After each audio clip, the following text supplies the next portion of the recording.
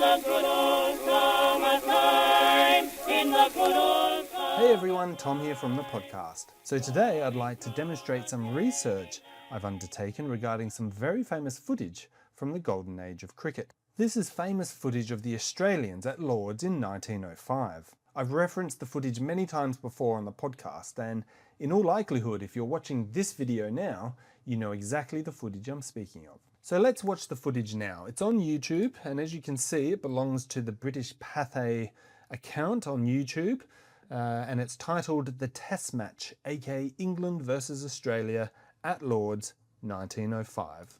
As you can see, it begins with a bit of a disclaimer. It's looking back into 1905 from 1930, and the footage, I mean, it's so precious. We don't have much from this era, but this is fantastic.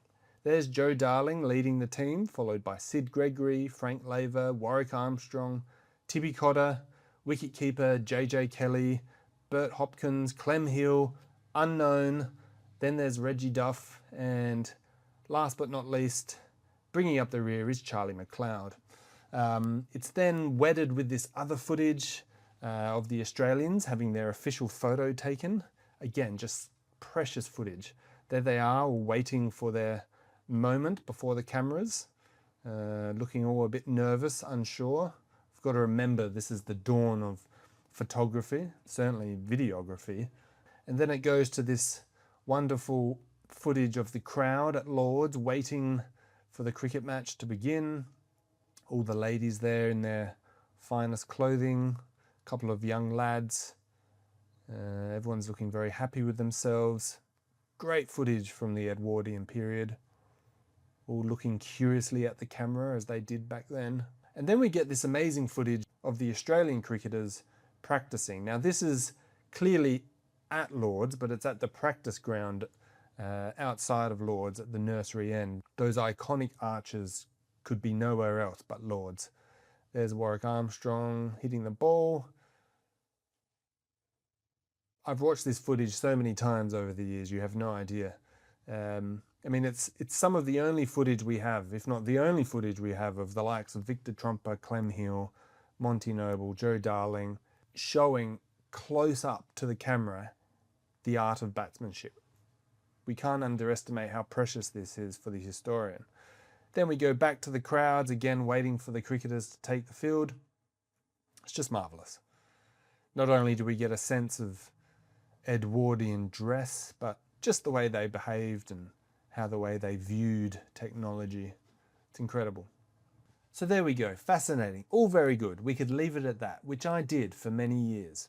But then something occurred to me and I thought about it a lot, something which turned everything on its head. Where's Victor Trumper? And for that matter, where's Monty Noble? If this is the Lord's Test match from 1905, which was the second Test match of the series taking place between the 15th and 17th of June, we know that Victor Trumper and Monty Noble both took part, and so they should be in the footage of the players walking down the Lord's Pavilion race. So let's watch the footage again and see if you can identify the players. So here comes Joe Darling, that's unquestionable, Sid Gregory, Frank Laver, Warwick Armstrong. Now there's Tibby Cotter coming down. This is the first clue and we'll come back to that later. After him, wicketkeeper JJ Kelly. That's Bert Hopkins. Again, I'll show you through using photo material that unquestionably is Bert Hopkins. And he's followed by Clem Hill. Now who's that behind Clem Hill? This is really interesting. For many years I thought it was Victor Trumper. We know Clem and Victor were great mates and they're obviously having a good laugh about something. But the more I look at this footage, that cannot be Victor Trumper. It looks nothing like him. You can zoom in, the footage is quite grainy, but when you zoom in and freeze frame it, there's no way that that is Victor Trumper. Let's carry on. Behind him, Reggie Duff, he's the 10th player, and the final 11th player is Charlie McLeod, dragging his feet. So then when we look at the scorecard from the second Test match at Lord's, we can clearly see who took part in the match. Firstly, Victor Trumper and Monty Noble are both there.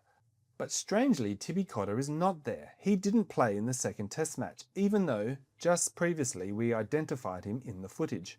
Okay, so that's one odd thing. The second thing, as I mentioned before, is who is that man behind Clem Hill? It can't be Victor Trumper. He doesn't look all too familiar, and Clem seems to be having a good laugh. So we're not sure at this point, so we'll come back to that a bit later. So now I started thinking, was this actually Lord's? Is this the Lord's Test match at all? Could British Pathé have actually got this wrong and mislabeled this footage for more than a century? So then I wanted to start investigating as to whether this was Lord's cricket ground, and I thought, how am I going to do that? I'd need to have a closer look at the pavilion. When we look back at the footage of the Australians coming down, my first inkling that this wasn't Lord's is that there are too many steps for Lord's. Lord's really only has about half a dozen steps from the pavilion to the ground, and if we watch Charlie McLeod coming down at the end, he clearly takes about a dozen steps, so twice as many than Lord's. Another red flag for this being Lord's is that there's a child appearing in the members section. Would children have been allowed in the MCC members section in 1905?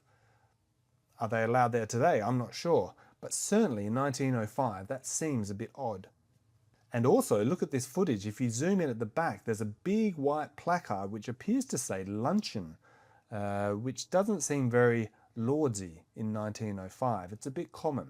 So I can clearly understand why British Pathé would have thought this to be the footage from Lord's.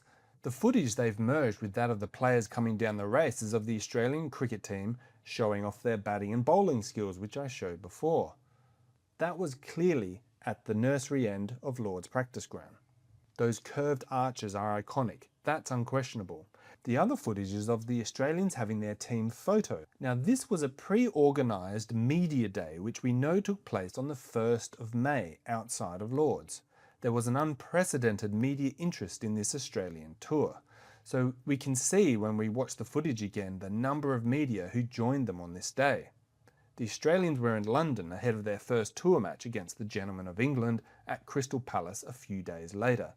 As a result, we have about 5 or 6 different photos which have survived from this single photo shoot. It's just amazing. Okay, so those bits of the footage were indeed associated with Lord's in 1905, but I was still unsure about the footage of the team coming down the pavilion, and how Monty Noble and Victor Trumper were not there.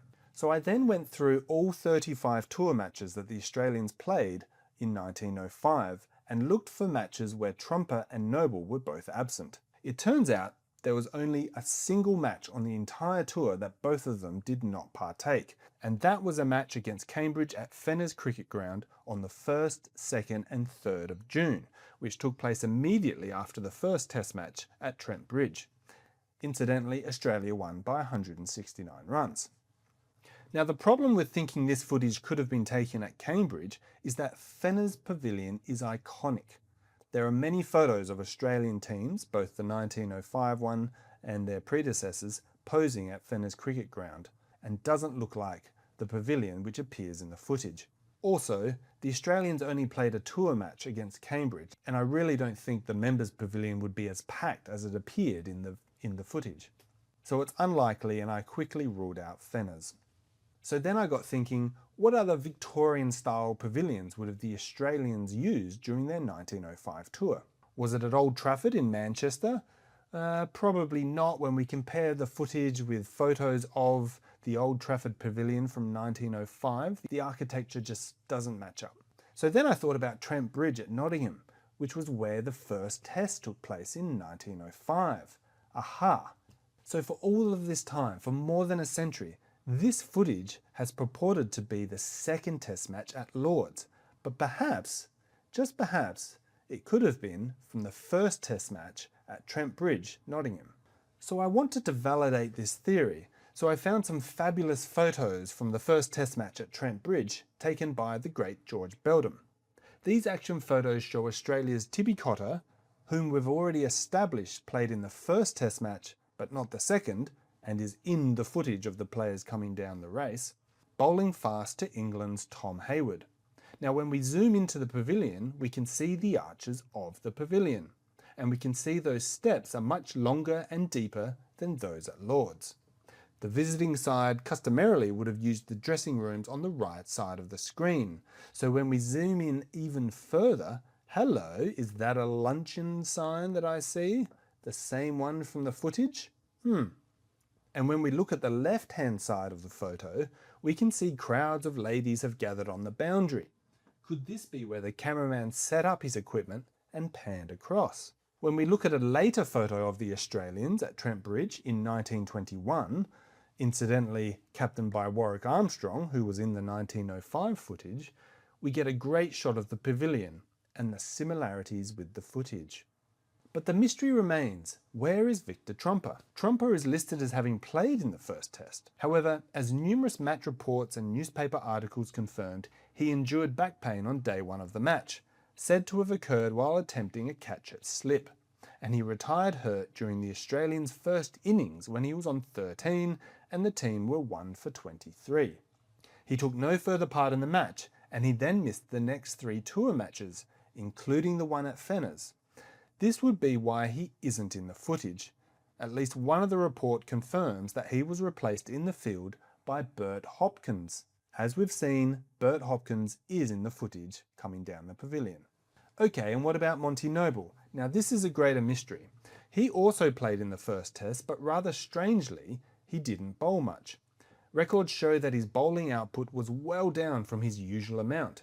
He bowled just 3 overs in the first innings for figures of none for 19, and 7 overs in the second innings for none for 31. Now by contrast, with both Frank Laver and Warwick Armstrong, who each bowled more than 60 overs each for the match. Noble did, however, bat, including an impressive 50 in the first innings. However, Monty Noble then sat out the next match on tour, the one against Cambridge at Fenner's. Reports simply said rested, so perhaps he was already feeling the effects of an arduous tour during the first test and wasn't up to his usual bowling load. Could he too have sat out for a part of the first test and missed out being part of the filming? Now when I dug a little deeper into the dark archives of the internet, I found some extended footage of this famous clip from the 1905 tour. It was repackaged at one point for British Movietone News. What's remarkable about this clip is that it includes footage of players walking off the ground. So let's have a look at it now. As we can see, it starts with the same footage. So let's skip ahead. There's the players coming down the race. It then moves to the players batting, demonstrating for the cameras, which we've already established is the practice ground outside of Lord's. But then we get this amazing footage, which not only shows some real life action, it then cuts to the players walking off the ground. Here they are. That's clearly Charlie McLeod coming off first. You can tell by his lean figure and moustache. Followed behind him is Frank Laver, an iconic walk. And then we see Warwick Armstrong putting his jumper back on. I'm just going to pause it there. Putting his jumper back on suggests that he's just finished a bowling spell. So let's keep that in mind. Behind him, Archie McLaren and Tom Hayward. Hayward there on the left, followed by Sid Gregory. And there's Reggie Duff chatting with the umpires, holding his jumper, followed by Tibby Cotter and JJ Kelly, which then cuts to that amazing footage of the crowd looking at the camera. So to confirm that this newfound footage was from Trent Bridge, I had to look at the scorecard from the first test of 1905. So when would have Tom Hayward and Archie McLaren, the batsman, walked off the ground together? In the second innings, when England were chasing Australia's first innings lead, McLaren and Hayward put on a majestic opening partnership of 145 runs. McLaren went on to make 140. But newspaper records show that the two were still together at lunch on day 2. England were none for 66 at lunch. It also confirms that Bert Hopkins was the substitute fielder for Trumper. That would explain Hopkins' appearance coming down the pavilion. It also says that Armstrong bowled for an exceptional long spell, unchanged, much to the crowd's dismay, as Armstrong was developing his infamous leg theory tactic during the match. Much on this another time. So looking at the footage once more, I think this is the commencement of play after the lunch break on day 2 of the first test match of 1905. Victor Trumper and Monty Noble remain in the change rooms due to various ailments. So let's look at the original footage again and try to identify the Australian players. I think we can now establish each of the players. So there's Joe Darling, the captain, followed by Sid Gregory, Frank Laver, Warwick Armstrong, Tibby Cotter, JJ Kelly, Bert Hopkins, Trumper's replacement, Clem Hill. Now I think this player is Phil Newland, part of the tour of 1905. He was a South Australian, which possibly explains why he's looking in good terms with fellow South Australian Clem Hill coming down the race.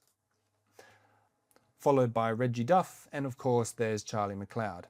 So there you have it. British Pathé have misattributed that footage of the Australians coming down the race as being from Lord's, the second test match of 1905, which I believe is actually from the first test match of the same series at Trent Bridge. Thanks for watching. My name is Tom Ford. Be sure to subscribe to the channel and follow me on Instagram and Twitter. Until next time, it's bye for now.